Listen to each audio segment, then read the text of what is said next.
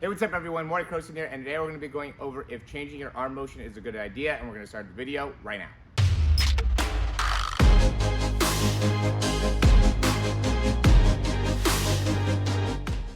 All right, so this is going to be a really important concept just because I know there's a few quarterback coaches out there that go into the arm action and how it's something that you actually do not want to change, you don't want to mess with. It will actually be able to kind of change almost on its own. And I do, as a whole, disagree with the concept that you don't want to change the arm action. I do think if you have something messed up within how you are utilizing your arm, it is something that you want to be able to change. But with that said, one thing that kind of branches off from that is the overall mentality that if your arm action is either correct or not correct, that just ends up going into your biological gift for throwing a football, baseball, javelin, whatever the case may be. So if you're a quarterback that was gifted to be able to throw the football, then that ends up just being your trajectory of life. Where if you're somebody that's not gifted in throwing the football, that ends up not being your trajectory, is the concept of not changing the arm action, right? Because if we have dreams and goals and aspirations of being a better quarterback, but our arm action isn't correct, then that would just mean that we might as well just quit and not do it, which to me is not the right way to live your life. I think that you can make changes to your arm action no matter what, and can actually have an influence on the trajectory of your life based off of what it is that you do and what actions that you take. So now I'm going to go into some of the reasons why I think it is a good thing to be able to change your arm action when it comes to throwing. And the first one is going to be that throwing a football is not something that's just like a natural thing. Like walking is a little bit more of like a natural thing, and even with that, we end up wanting to change that. So there's a lot of small things within your throwing motion, such as your wrist angle, your ability to load the football, especially if you start with a bigger ball, let's say, and you are a young kid, you're 5'6", and you start with like an adult ball like this, and you start throwing that will developing certain bad habits that will cause different types of blows and different types of arm actions that won't be able to actually have a positive influence on your throw. So in general, being able to throw the football is not something that you're going to just be born being able to do. It's something that you're going to have to work on in order to become more and more efficient. Now, some of the muscles that we end up utilizing when we're throwing the football will be habitual and be something that will be a little bit more difficult to change, or something that we won't be able to change at all. Somebody like Tom Brady has a higher release, or somebody like a Kyler Murray has a lower release, or somebody like Kyler Murray is shorter, so he has to create a lot more rotational force, where somebody like Tom Brady, because he's a little bit taller, creates a little bit more vertical force. So how we end up generating force does have to be a little bit more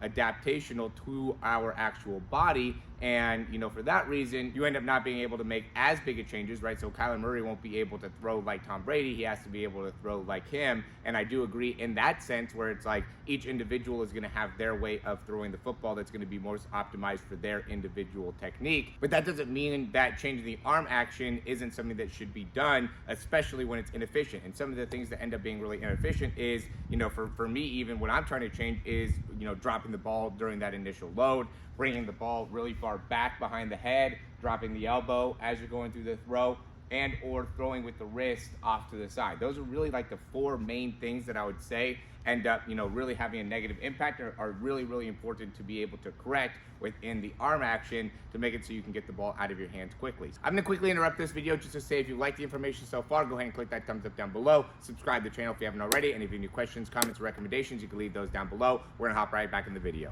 The next reason that I think it's important to be able to understand that changing the arm action is something that could be beneficial is that we can have the background training of, let's say we have really tight pecs, or we have a scapula that is out of neutral, right? There's something going on with it, it could be, tilted forward, it could be tilted outwards. There's a lot of things that could happen within the scapula, let's say, that could have an impact on how you're throwing the ball. But once we're able to retrain the muscles and retrain the body to make it so everything is a little bit more aligned correctly, that will have an impact on how the arm action is. And so being able to understand that the musculature has a big impact on how our body is moving when we're throwing the football, then we do know that by having certain changes from a physiological standpoint can actually have a positive influence on how we're throwing the football, which is why, I'm such a big proponent of my programs, is because we help in being able to restabilize and restructure the body to make it so you're going to be more set up to being able to throw the ball more effectively and more efficiently. So, that ends up being a big part of it as well, is how your muscles are set up. If you're tight within the pecs, that's going to make it so you're not going to be able to have as good of a load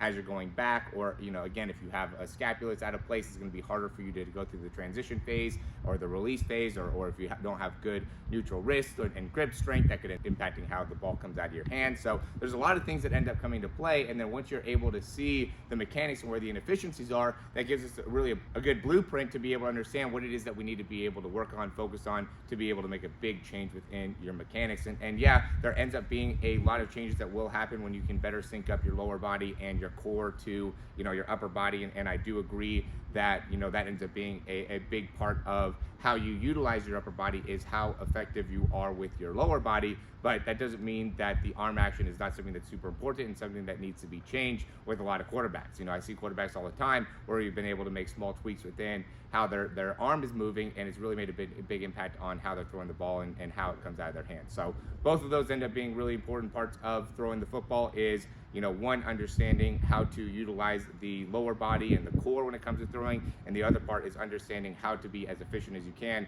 with the arm stroke and making small changes. A lot of times you can't make a huge change within the arm action, but making some small subtle changes can make a big influence, and I think are necessary for a lot of quarterbacks. Now, with that said, if you're looking to get a breakdown to be able to help you out with your own individual arm action, I'd be happy to help you out. We do have a great offer going on right now. It's $97. You can get a throw breakdown, you can get a speed breakdown, you get drills, you get exercises, you also get some one-on-one Zooms with me. I'm really trying to make it so you guys can really make a big difference in your throwing mechanics here in the next 3-4 weeks. I know a lot of you guys are really pushing to be able to make a big influence on your potential starting position, and so being able to connect and go over what are the things that are going wrong, even in your training camp, practice and watching film there could really make a big influence on your ability to actually win the job. So I want to help as many quarterbacks be starting quarterbacks this offseason. So if you're watching this, you want to make some changes within your mechanics, your arm action, your body, whatever the case may be, or even struggling with like the 3-step drop, the 5-step drop, how you can read a defense. We have a lot of different ways that you can understand how to do that more effectively in our channel. But then also, if you want to connect one-on-one to be able to get some coaching like that, I'd be happy to help you out. So as always, guys, thanks for watching. Like the video, subscribe if you're still watching right now. That helps us out a ton, and talk to you soon.